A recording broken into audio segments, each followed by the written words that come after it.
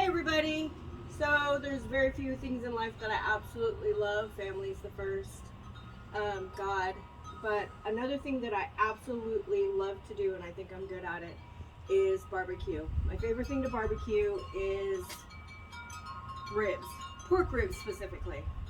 Now there's also different types of ribs that you can use. My specific type of rib that I like to use is the St. Louis style. It seems to be a little bit more meaty and it just has a better flavor than others. In order to do smoked ribs, what you'll need is a pan to put the ribs in. You'll need a knife to cut it, tongs. You'll need a butter knife or a fork, and I'll explain that in a minute. Gloves, of course, to handle the meat, and the spices that you'll be using.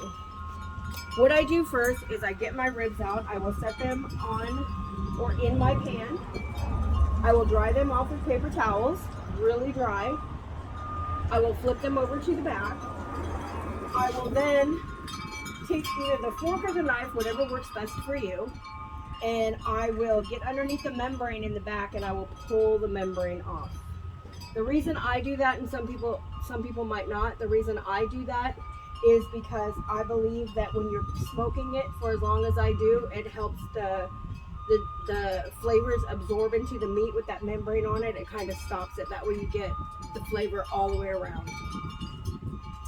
After I pull the membrane off, I stick it inside my pan and I take all the spices that I want to use.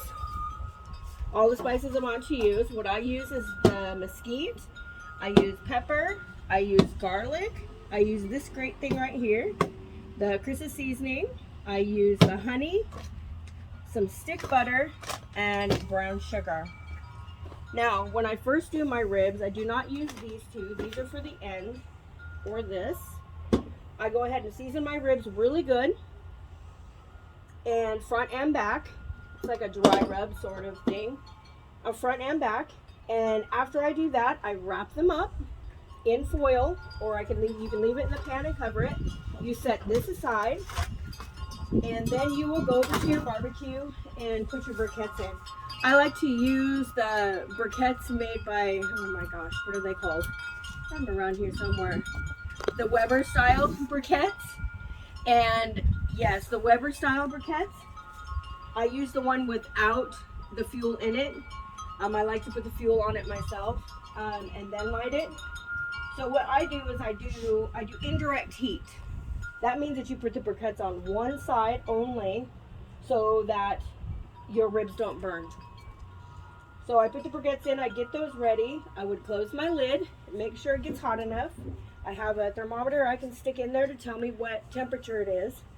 At between 200 and 225 is when it's going to be ready.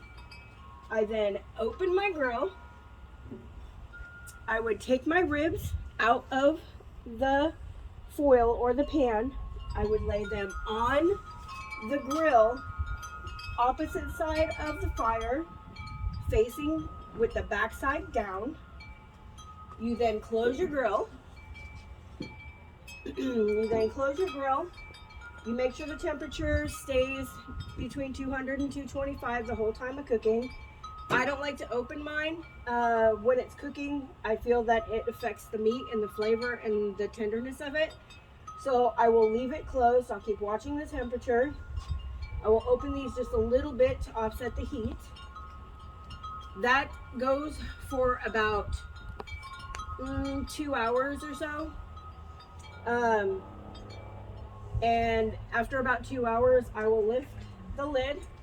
I will use, I didn't tell you, but I would use, I usually put some apple juice in a spray bottle and I will spray it front and back, and just to keep the moisture. I will close it. I will cook it for another hour. Leave it alone, keep checking the temperature, add coals as I need it. And at 3 hours, I would open my grill.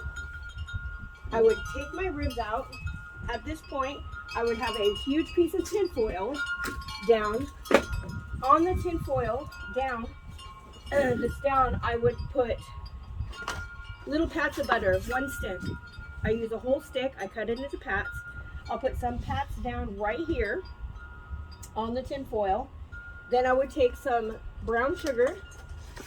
I would also sprinkle that onto the foil, as well as just a little bit of honey. Now honey, I like to use the stuff that is locally grown or locally made. Usually if you get the other kind that's not local or raw honey, it tends to be a little bit more sweeter and doesn't have the same taste to me. You put a little bit of honey down. You would take your ribs off of the smoker or the grill.